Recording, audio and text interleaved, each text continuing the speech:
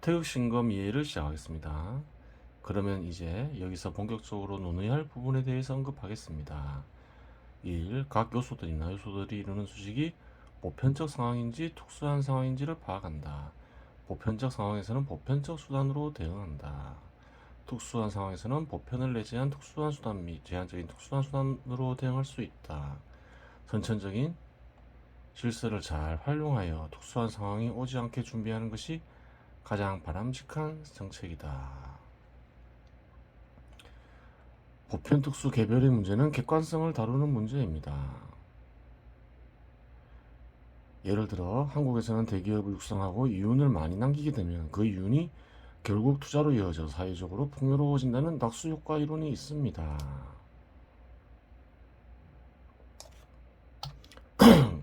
있었죠. 이치상으로 보면 합당하기에 보편성을 띠고 있습니다. 현실적으로도 합당하죠. 그리고 대기업을 많이 키우고 기업을 육성하는데 군사정부 시절 때 장기간 노력을 했죠. 그러면서 절대빈곤이 해결됐죠. 실제로 효과가 있었죠.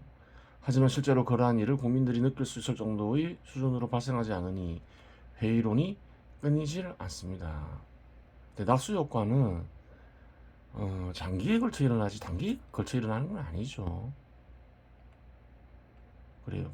국민 전체가 느낄 수 있을 정도로 낙수 효과가 일어나려면 긴 기간을 필요로 해요. 절대 빈곤에서 탈출하는 등 실제로 놀라울 정도의 낙수 효과가 있었지만 실제와 사람들이 느끼고 생각하는 것은 다를 수 있습니다. 즉 특수한 조건이 보편적 이치의 실현을 맡고 있는 것으로 볼 수 있습니다. 따라서 특수성이 결여된 보편은 현실성을 상실할 수 있습니다.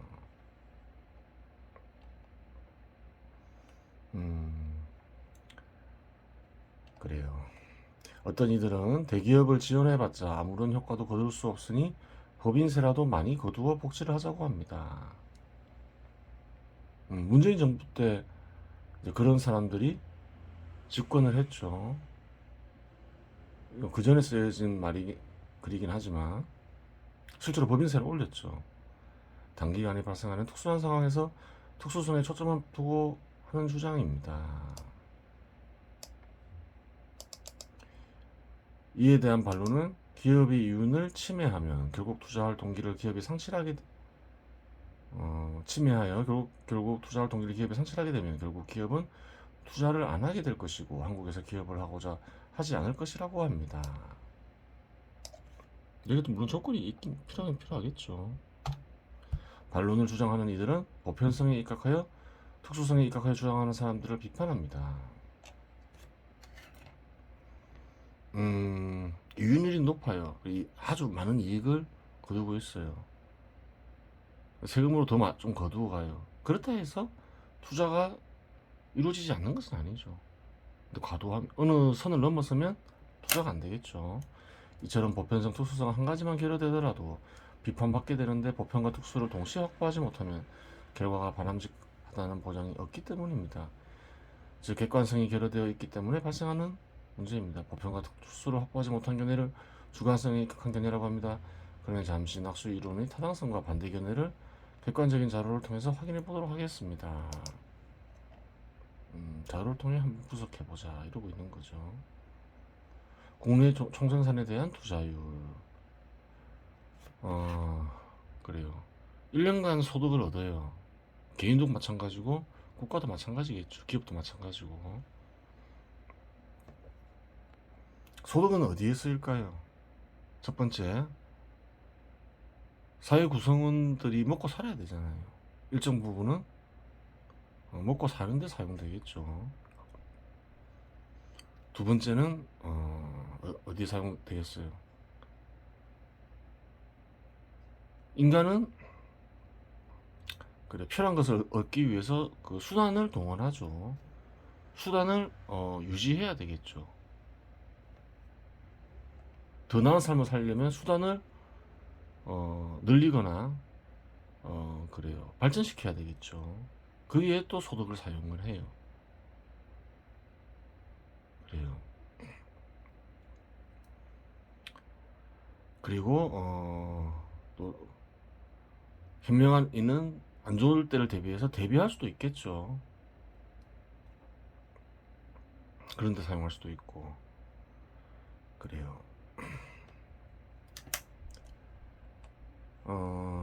이 투자율은 뭔가요? GDP에서 GDP를 나누죠. 국내 총 고정 자본 형성 플러스 재고 증감. 그래요. 이걸 더하는 거죠. 재고는 어떤 의미가 있나요? 재고가 너무 많으면, 너무 갑자기 급증하면 불황의 신호를 볼 수도 있겠죠. 재고가 있다 해서 불황인 건 아니에요. 재고는 항상 있어야 되겠죠. 기본적으로 일정량이. 그래야 시장에 가서 필요한 걸 구할 수 있잖아요.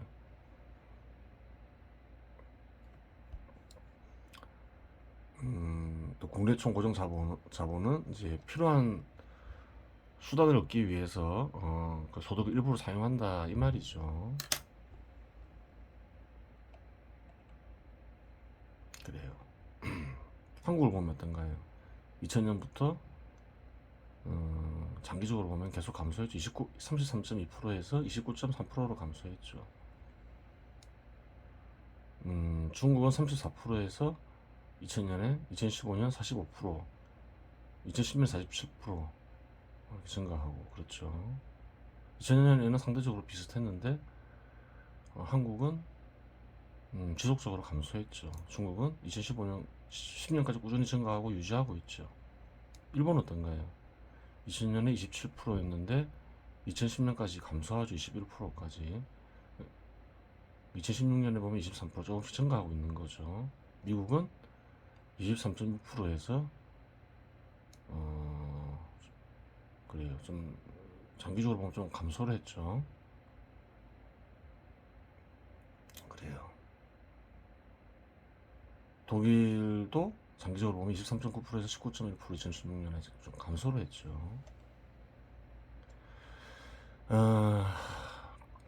퍼센테이지도 중요하지만 실제 내용이 중요하겠죠. 감소를 하더라도 그래요. 그 자본이 유지되고 있고 또 발전하는데 투입되고 있다. 그러면 큰 문제가 있는 건 아니겠죠. 실제적인 내용도 확인을 해야 돼요. 근데 그런 자료를 구하기는 쉽지는 않겠죠. 우선 인식이 있어야 되겠죠. 실제적인 내용을 알아야 된다 이 말이에요. 아무리 이제 상대적으로 볼 때 높다 하더라도 2005년을 보면 41%죠. 중국 실제로 많이 발전했죠. 장기에 걸쳐서. 그 말은 자본이 유지되고 발전되는데 투입됐다 이 말이죠. 그런 걸 얘기하는 게 아니라 아무리 높다고 하더라도 자본이 유지되는 데만 투입될 수도 있고 아니면 높다 하더라도 자본이 유지되지 않을 수도 있잖아요. 그 실제 내용을 확인해 봐야 되겠죠. 하여간 볼게요. 2015년에 투자된 가치 비율 수치를 보면 일본 23.9%, 2015년을 얘기하죠. 미국 20%, 독일 19.2%에 비해 한국의 투자 비율은 28.9%로 훨씬 높은 수치지만 중국에 비해서는 훨씬 낮은 수치임을 알 수 있습니다. 상대적으로 이제 다른 나라들과 비교하면 높지만 중국보다는 낮다 상대적으로. 근데 아까도 얘기했지만 이 수치가 어떤 의미를 지니는지 정확하게 알 수는 없다는 거예요. 정확하게 알려면 지금 여기서 알 수 있는 거는 상대적으로 이제 장기에 걸쳐서 감소하고 있다는 것이고 약간 좀 문제가 있을 수 있다 그 정도 직관할 수 있는 거지 정확하게 알 수는 없죠. 28.9%가 어떤 의미를 지니는지 자본이 유지되고 있는지 감소하고 있는지 혹은 증가하고 있는지 발전하고 있는지 알 수 없다는 거예요. 따라서 이 수치들만을 가지고서는 다른 국가들과 비교해 투자가 이루어지지 않거나 수익은 의미 없다고 하는 주장은 타당하지 않습니다. 그런데 한국에서는 특이하게 투자율이 지속적으로 감소한다는 사실입니다.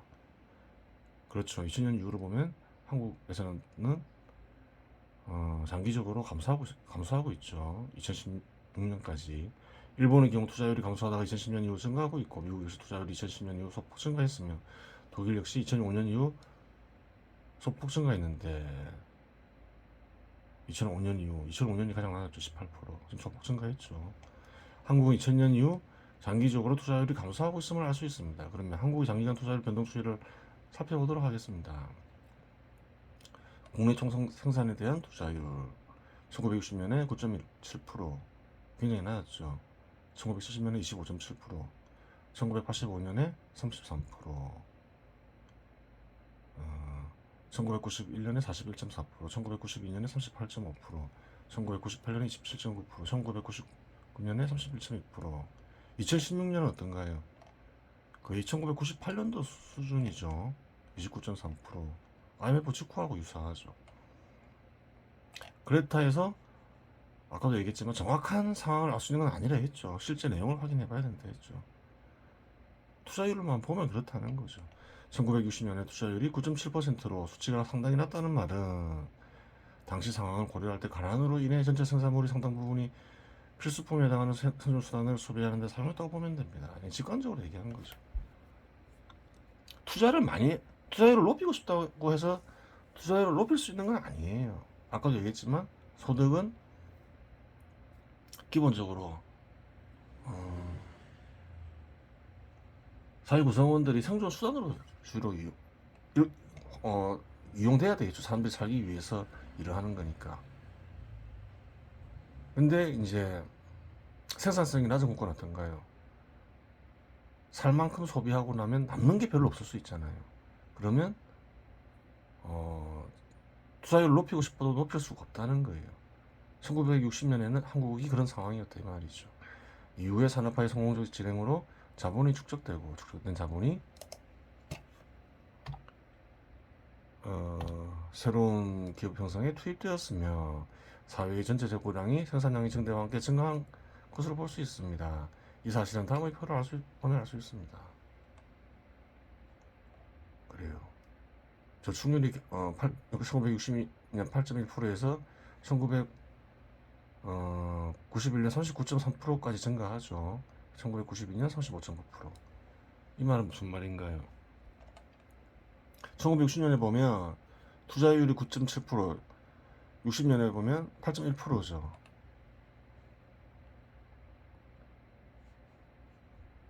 쓰고 남는 게 별로 없다는 말이죠. 저축률이 낮다는 말은.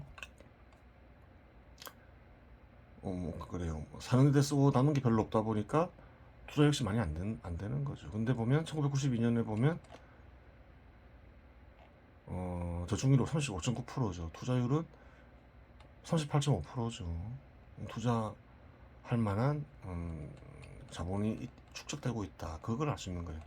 그러면 투자율이 낮다는 사실이 투입된 자본의 크기가 낮다는 말과 일치하는지 살펴봐야 합니다. 1991년 투자율은 41.4%로 최고치를 기록하는데 국내 총생산은 10만, 100만, 1000만, 3250만 불이고 따라서 위 도표에 입각한 투자 금액은 1340만 불이 됩니다. 그렇죠. 2015년 투자율은 28.9%로 국내 총생산은 1억 3,820만 불이죠. 이거 따라서 위 도표에 입각한 투자 금액은 한 4천만 불이 돼요.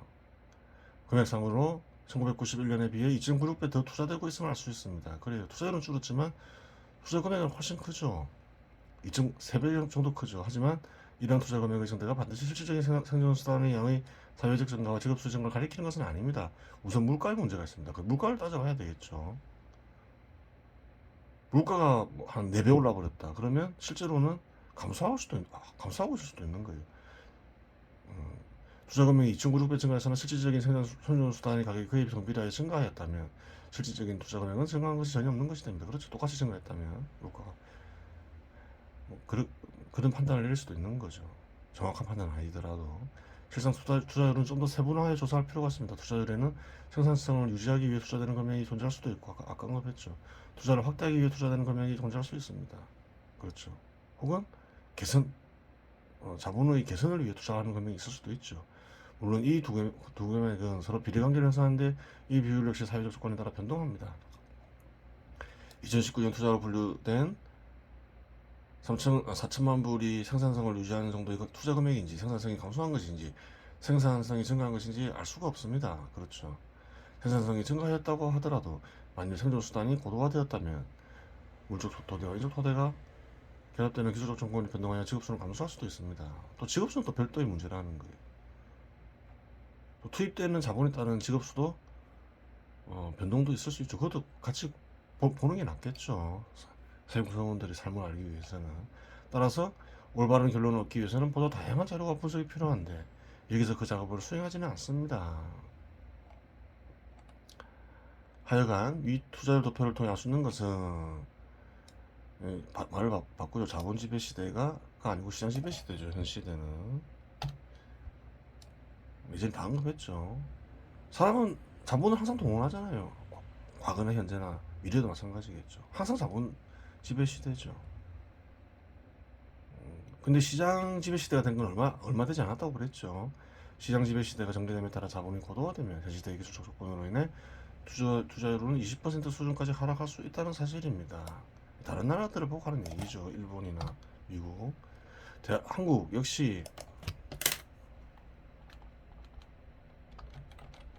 장기적으로 투자율이 20%까지 하락할 수도 있고 하락할 수 있다고 보아야 합니다. 그럴 수도 있겠죠. 조치를 취하지 않으면. 한국이 1991년 이후 뭐 이렇게 미국이나 일본처럼 똑같이 하면 그렇겠죠. 한국이 1991년 이후 지속적으로 하락하는 이유로는 잘못된 그릇된 정책이 원인이었을 수도 있고 그 원인들이 결합된 것일 수도 있는데 뭐 요인이 있다는 거예요. 하여간 1991년 이후 사실상 정치 영역이 경제 영역에 대한 기능은 정지되었다고 보면 됩니다. 그렇죠.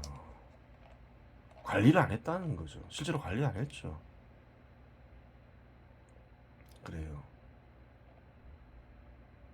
계속 증가하다가 그래요. 91년까지 41%까지 증가했다가 그 이후로 계속 감소하죠. 장기적으로. 관리를 안 했다는 거죠. 자본이 발전하는 과정에서 일정 시점 이후 투자율의 하락은 선천적인 흐름이지만 투자 금액의 증가 역시 선천적인 흐름입니다. 그러면 이러한 지식을 가지고 원인 분석과 정책 마련에 노력을 기울였다면 최소한 실업률의 경우 0%가 되어야 하기 때문입니다. 물론 여기서 실업률의 경우 자발적 실업은 제외합니다. 그래요. 하지만 현실은 청년들이 갈수록 취업하기가 어려워서 청년 실업률이 최근 들어 심각하게 악화되었음을 알 수 있습니다. 투자율의 하락과 투자 금액의 증가가 선천적인 흐름이기 때문에 투자율의 하락으로 인한 부작용에 대비하여 투자 금액의 증가를 위한 선천적 조건을 찾아 활용하여 대처해야 한다는 사실을 모른 채 무지와 미혹 속에서 정치 영역의 담당자들이 국가 기능을 그릇되게 장기간 수행했기 때문에 자본의 현현 조건이 상당히 악화되어 있음을 알 수 있습니다. 비상적이긴 하지만 이 정도면 낙수 효과가 드러나지 않은 핵심적인 이유를 다루었다고 하겠습니다. 그래요. 경제 그 당시에도 2017년에도 2017년에 이제 이거를 쓰니는 경제를 유심히 살펴봤던 거죠. 그러면서 사회적 가압을 사실은 자꾸 다 얘기를 했어요. 그래요. 문재인 정부는 사회적 가압을 제대로 인식하지 못했던 것이지요. 그래요. 현실 사회에서 실제하는 개별은 보편과 특수 모두를 담고 있습니다. 예를 들어 청년 실업률이 최근 몇 년간 심각한 수준으로 악화되었는데 최근은 한 6년 전을 얘기하죠. 선천적인 경제 구조의 흐름 속에서 한국 경제 체계의 특수성이 결합하여 그러한 현상을 발생시킨 것이라고 할 수 있습니다. 그러한 특수성은 보편적 흐름이 특수한 제도적 성격이나 특수한 정책과 결합하여 드러난 것이라고 할 수 있습니다. 모든 개별적인 대상에는 특수와 보편이 간직되어 있기에 두 가지 모델을 포착하지 못하면 객관성이 결여되어 주관으로 함몰될 수밖에 없습니다. 그렇죠. 그래요. 그러면 이제 태열 금화종지에 대해서 살펴보도록 하겠습니다. 그래요. 여기서부터 하면 되죠. 금지 구도자 약섭대수. 오늘날 도를 구하는 이는 큰 강이나 큰 바다로 인식되죠. 큰 강을 건너는 것 같은데 김우진의 그래요. 이도피안. 나루토가 없는 저 언덕 피안이죠. 피안에 도달하는 이를 피안은 보통 무엇을 비유한 것인가요? 이런 식의 마음을 비유하는 거죠. 그래요. 즉여 벌류자. 그래요. 뗏목을 이용하는 것에 비유하는 경우가 많죠. 비유하는 행위는 뭐라고 얘기하나요? 버려야 한다. 이렇게 얘기하고죠. 이런 식의 마음으로 건너가는 일을 뗏목을 이용하는 것에 비유하는 것은 누가 했냐면 유명한 이야기죠. 석가가 처음 했죠. 그래요. 석가는 뭐라 했나요? 한번 볼 필요가 있겠죠. 이 뗏목은 나에게 큰 도움이 되었다. 나는 이 뗏목에 의지하여 손과 발의 힘으로 저쪽 언덕에 무사히 도착하였다. 다 비유적 표현이죠. 저쪽 언덕이라는 거는 피안을 얘기하죠. 이런 신의 마음. 그러니 이제 나는 이 뗏목을 머리에 이든지 어깨에 짊어지고 내가 가고 싶은 곳으로 가면 어떨까? 그들은 어떻게 생각하는가? 뗏목을 짊어지고 가는 것이 그가 취하여야 할 뗏목에 대한 바른 태도인가? 이 뗏목은 나에게 큰 도움이 되었다. 나는 이 뗏목에 의지하여 손과 발의 힘으로 저쪽 언덕에 무사히 도착하였다.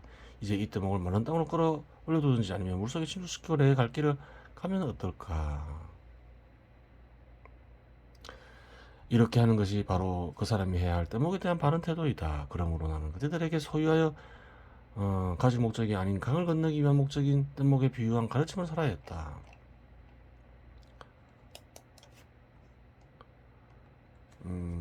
가르침이 뗏목과 비슷함을 안다면 좋은 것에 집착하는 것도 버려야 하거늘 하물며 나쁜 것들이야 말할 필요도 없다. 집착하지 마라. 이런 비유를 했는데 그래 다른 얘기를 하고 있는 거죠. 그런 비유 필요 없다 이렇게 얘기하고 있죠. 약간 다른 관점인 거예요.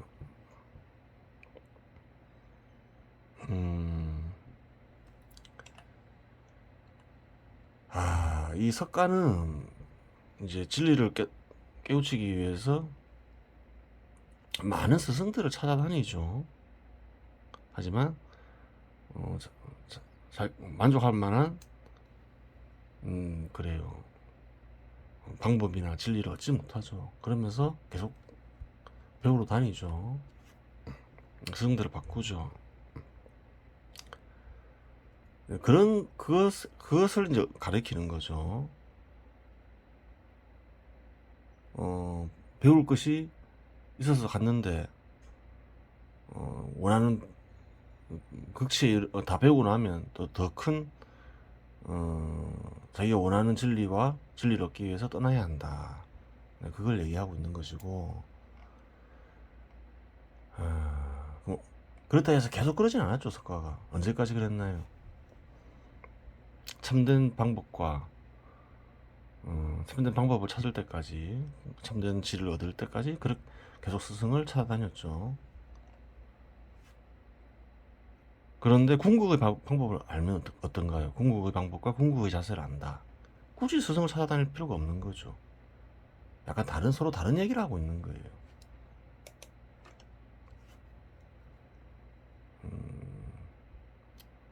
그 말은 또 뭔가요?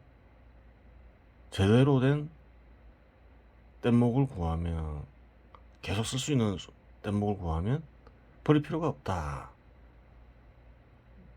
피안에 가서 또 쓸 수 있는 뗏목을 구하면, 수륙 양용 뗏목을 구하면 굳이 버릴 필요가 없다. 이렇게 얘기할 수도 있는 거예요. 그래요. 그 얘기를 하고 있는 거죠. 약부지 소종자, 가부시 시보로. 만약 따라야 할 바를 알지 못하는 이가 그렇죠. 어찌 뗏목을 버릴 수 있겠는가. 이게 좋은 뗏목인 거죠. 석가가 얘기한 뗏목은 일회용 뗏목이고, 그 요동빈이 말하는 뗏목은, 혹은 그래요.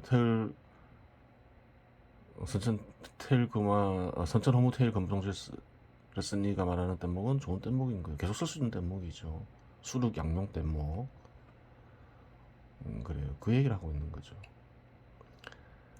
금미도사, 내가 외람되이 제도하는 스승이 되어 선당 명시 이벌. 그래요. 먼저 뗏목으로서 분명히 밝히도록 하겠다. 그래요. 석가의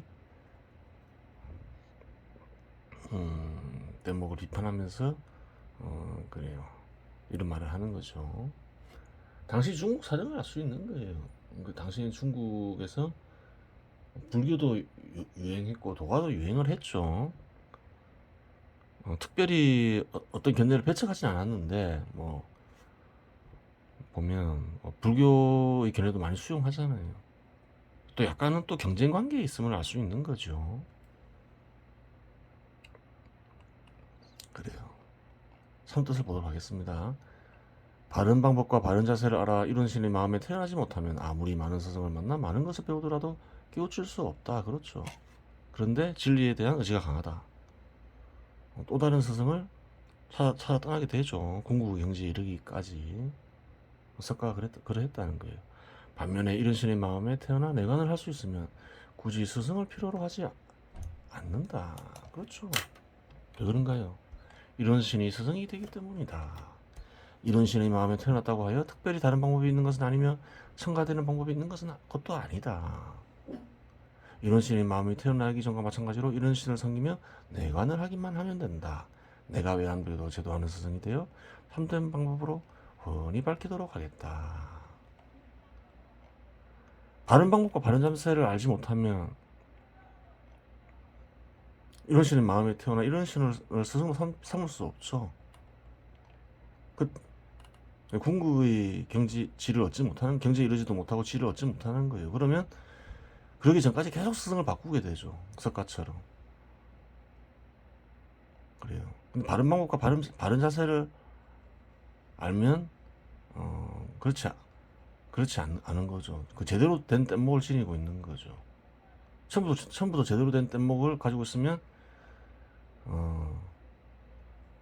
시행착오를 줄일 수 있는 것이지요.